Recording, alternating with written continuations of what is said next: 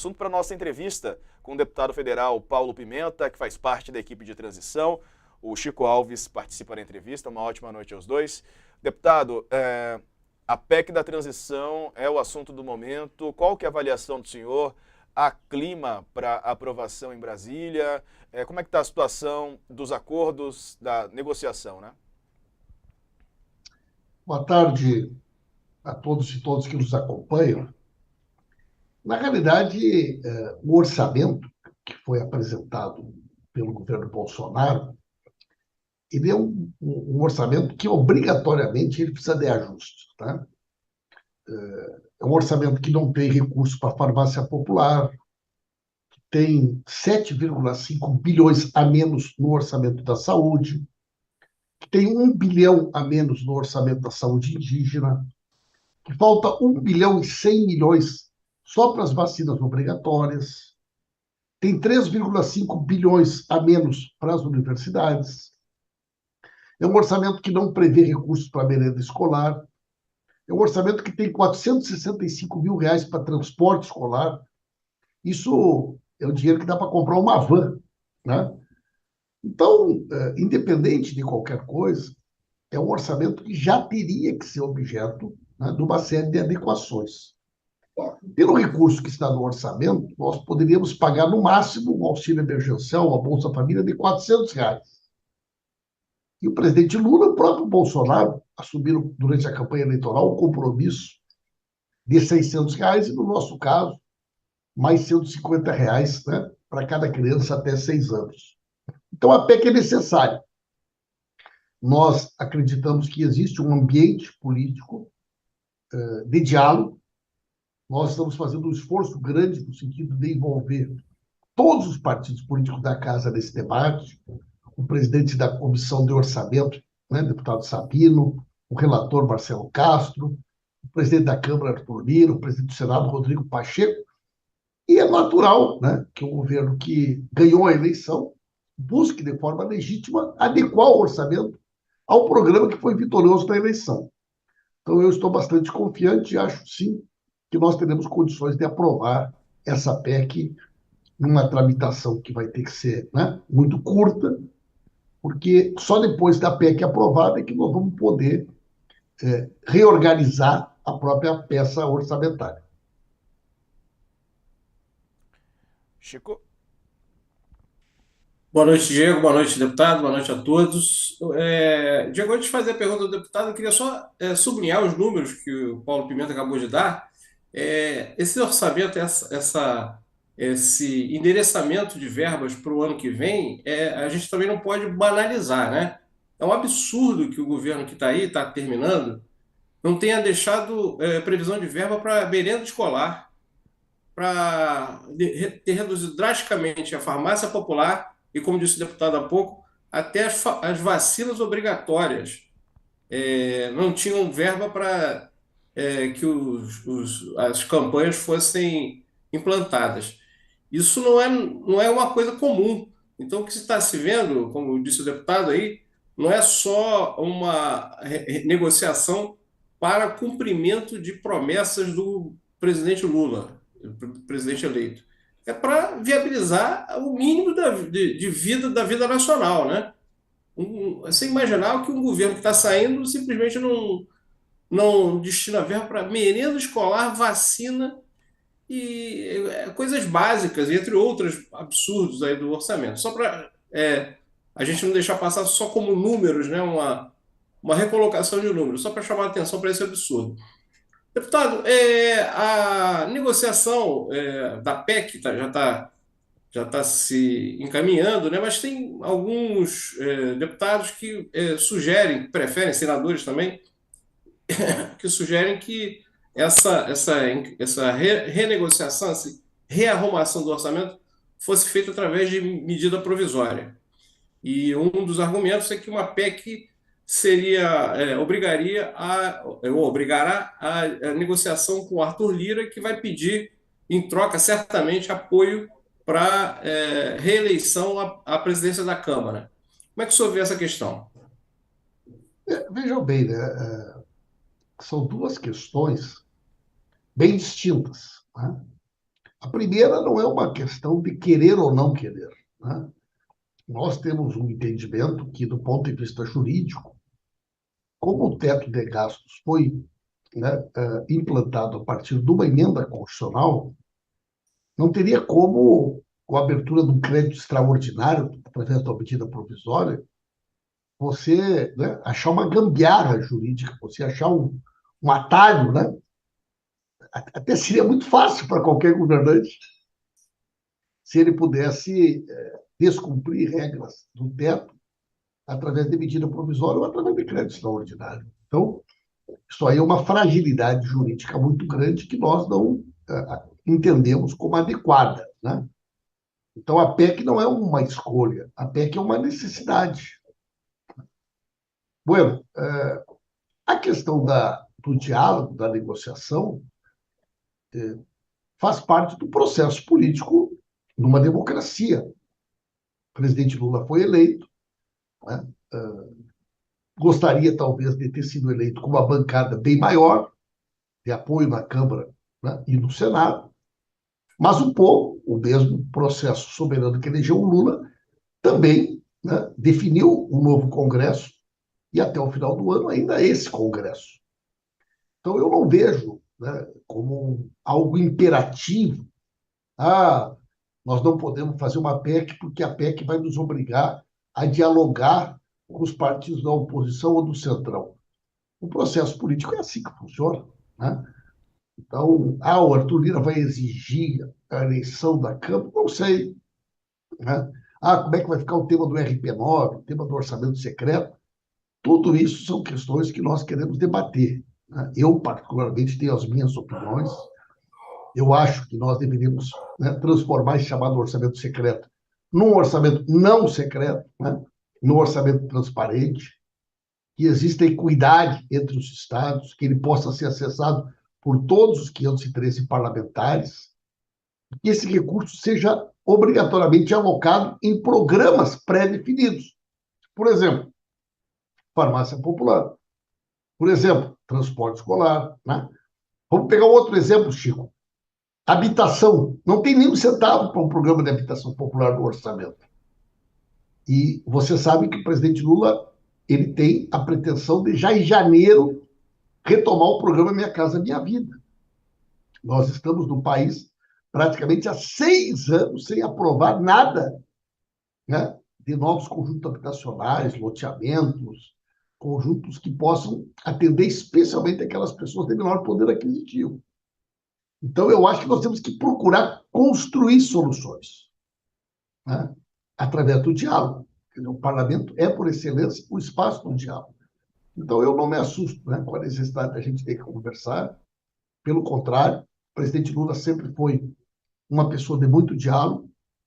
A sua liderança política ela ajuda, né, a compor maiorias necessárias para a aprovação de projetos estratégicos.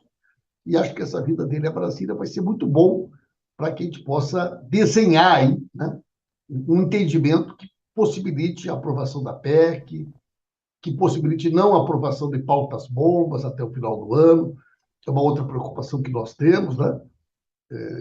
Muito perigoso você ver um governo que está saindo e daqui a pouco começa a mandar projeto de tudo que é jeito, com o único objetivo de inviabilizar, já no início, né, a disposição da construção política do novo governo. Mas eu estou bastante confiante e bastante seguro que a gente vai ter condições de conduzir bem essa negociação. O senhor falou aí sobre essas pautas bomba. Já tá acertado? Quer dizer que pelo menos esse ano nada que acabe comprometendo ainda mais esse aspecto fiscal vai ser levado à votação na Câmara, pelo menos, no Senado também? Não existe um acordo firmado nesse sentido, né? Nós entendemos que esse ambiente de diálogo ele deve primar por algumas coisas, né? A primeira delas, eu já disse, o ambiente de diálogo. Ou seja, não tem de nossa parte qualquer pretensão de achar, né, que nós temos condições de construir aquilo que é necessário para o país sem dialogar com o parlamento, sem dialogar com a Câmara e com o Senado, e também com a sociedade de uma forma geral. Então, o que nós temos aí? Nós temos três coisas. A primeira é garantir um orçamento que minimamente garanta a não paralisação de obras em andamento e programas do governo. Né? Quer dizer, como esses que eu citei, farmácia popular, campanha de vacinação, funcionamento normal das universidades, né? Obras que estão em andamento. Então, nós queremos, em primeiro lugar, não ter descontinuidade, ter programas e serviços do governo e obras em execução. Segundo, a garantia, pelo menos, do auxílio emergencial, do Bolsa Família, de R$ 600 mais R$ 150 por pessoa, até 6 anos, na família. A partir da possibilidade de aprovação disso, nós teremos uma forma fiscal para podermos voltar a ter algum nível de investimento. O Brasil hoje tem um conjunto de obras em execução que elas estão sendo executadas a passo de tartaruga. Obras importantes, mas que o limite orçamentário mensal faz com que a obra praticamente não ande. Quer dizer, o setor da construção civil, tanto no Minha Casa Minha Vida, como a retomada de obras paralisadas, e não são só no limite, nós temos, por exemplo, no MEC, uma quantidade enorme de obras paralisadas, essas duas áreas são as que respondem mais rapidamente na geração de emprego e na absorção de uma mão de obra que muitas vezes, né, não tem uma maior qualificação profissional, é mais difícil de se reencontrar no mercado, mas que a construção civil absorve rapidamente. Obras já licitadas, obras já em andamento, que basta você aumentar a quantidade de recursos, né, orçamentário para que elas possam avançar num outro ritmo. Então, nós queremos isso, garantir um mínimo de investimentos, prioritariamente na habitação e na retomada de obras que estão paralisadas, garantir, né, o auxílio emergencial e garantir a manutenção e a continuidade dos programas e serviços que o governo oferece à população. Deputado, eu não sei onde mora essa entidade que muitos chamam de mercado, né? Tem muita gente que fala pelo mercado. Esse tal de mercado tem muitos porta-vozes aí, né?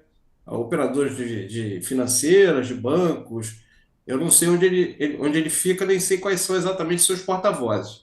Mas esse tal de mercado, quando se manifesta aí por alguns que dizem representá-lo, falam sempre numa exigência de sinalização de responsabilidade fiscal, né? Já que o teto de gastos virou uma ficção, o teto de gastos, eu vou abrir um parecer, para mim era um absurdo, né? Um limite de gastos.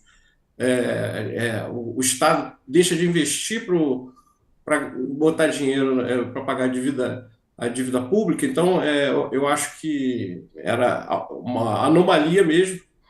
Mas, assim, alguma sinalização de responsabilidade fiscal, até por conta dos aliados da Frente Ampla que o presidente Lula formou em torno de si, certamente vão ter que ser dados. Quais são.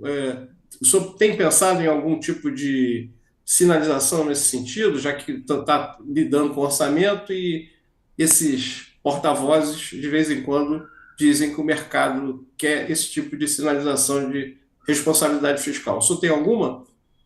Com certeza, Chico. Então, veja bem, em primeiro lugar, você pode observar, Chico, que nós estamos tendo cuidado e não estamos propondo, nesse momento, um debate sobre o fim do teto de gastos. Tá?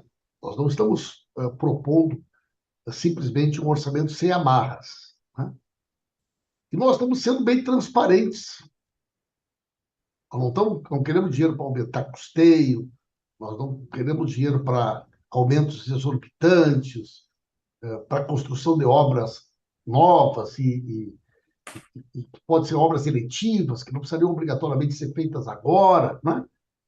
Então, nós estamos pedindo, né, a aprovação de uma PEC e dizendo com toda a transparência para o país aonde que a gente quer gastar esse recurso. Né? E perceba o seguinte, Chico, o dinheiro, né, nós tivemos hoje R$ 600, mais R$ 150 para cada criança até 6 anos. Isso aí, Chico, dá alguma coisa em torno de 150 bilhões de reais. Né? Hoje o orçamento tem 105, não precisa de mais 70. Onde é que esses 175 bilhões serão gastos? Quer dizer, qualquer pessoa sabe que esse dinheiro é um dinheiro que imediatamente volta para a economia. São 175 bilhões de reais que vão imediatamente garantir um incremento da capacidade de consumo daquilo que é básico. E nós já fizemos isso. Quando nós aumentamos o poder de compra do salário mínimo, quando nós recuperamos o poder de compra dos aposentados e das aposentadas, nós ativamos a economia brasileira de um patamar até então nunca visto. Isso gerou o quê? Né? Uma necessidade de produção muito maior da indústria, da produção de alimentos e assim por diante. Então, nós temos todas as condições, já mostramos isso, né? Na medida que nós estamos propondo que parte do recurso seja investido em quê? Em investimento. Investimento é patrimônio do país. Quer dizer, um país, quando ele constrói uma estrada, um porto, um aeroporto, isso é PIB. Isso é incorporado à riqueza do país, né? Então, nós estamos propondo o quê? Obras que estão paralisadas, obras que estão sendo executadas a preço de tartaruga. E isso aí é altamente prejudicial para o país. Quer dizer, uma obra que tu poderia executar em 4 anos, que você executa em 10, ela é uma obra que acaba saindo o dobro do preço, né? Então, eu acho que nós estamos dialogando bem nesse sentido. E, sinceramente, esses valores que estão sendo estimados, Chico, o mercado já está esperando, né? Não tem nenhuma grande surpresa para o mercado daquilo que nós estamos discutindo aqui. Eu tenho também escutado alguns analistas, eu tenho dificuldade, às vezes, de saber quem é esse tal do mercado, que falam tanto do mercado, mas todos esses analistas trabalham, alguns deles trabalham com valores aí que eu fico olhando, digo, bem, os caras estão falando em números que é quase o dobro daquilo que a gente imagina, né? E a resposta nos últimos dias do dólar, da bolsa, tem sido extremamente interessantes, né? Eu, inclusive, conversava hoje com um analista dessas empresas, me dizendo que nos últimos dias entrou muito capital externo no país, que houve uma retirada de investidores internos, mas que o grande volume de recursos que entrou de capital de fora. Isso significa o quê? Credibilidade internacional, confiança do investidor. Vamos ver depois da saída do Lula copy aí, né? Eu tenho certeza que muitas pontes vão ser refeitas e a gente vai poder retomar uma capacidade de investimento e de segurança muito maior dos investidores internacionais. Tá certo. Quero agradecer aqui ao Paulo Pimenta, deputado federal, que nos atendeu gentilmente hoje.